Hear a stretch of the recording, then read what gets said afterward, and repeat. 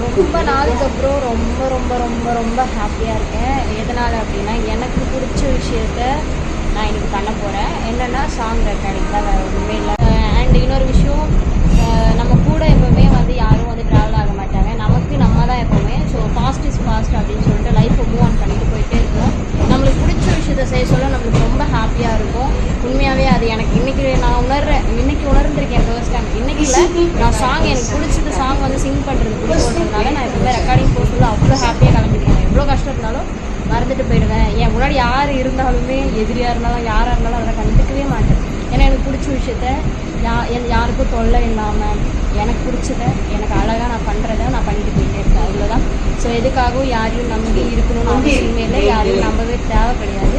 நம்மளோட லைஃப்பை அழகாக மூவ் பண்ணிட்டு போயிட்டே இருக்கணும் அப்படின்னு சொல்லிட்டு இந்த பதிவை நான் முடிச்சுக்கிறேன்.